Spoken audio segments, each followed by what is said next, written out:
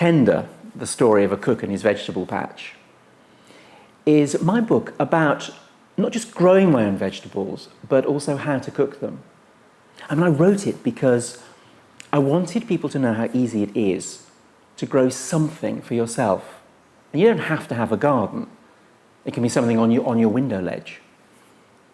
It's just the pleasure of growing something, of watching it start out as a seed and then turn into something that you can cook. I decided to dig up my lawn, which was quite a big move, but it's because I enjoyed knowing the whole story of what I eat. So rather than food being very anonymous and just having a little label on it, I knew everything about it, right from the word go. And Tender is the story of how I grow things, how I cook things, but also there's lots of recipes in there. Literally hundreds of recipes. Also lots of little ideas.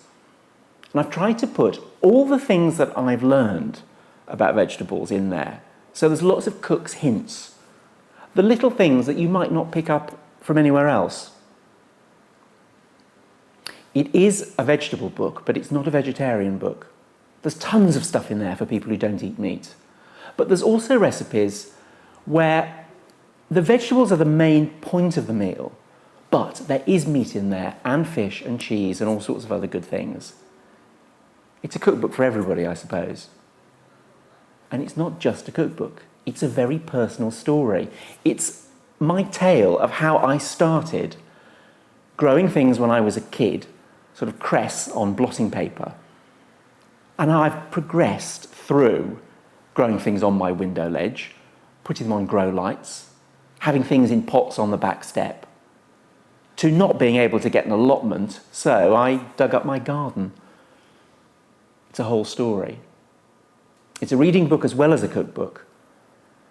And what I've tried to do is to pack in as much information as possible, which has meant about 600 pages. And this is only the first part. There's actually a volume 2 coming as well.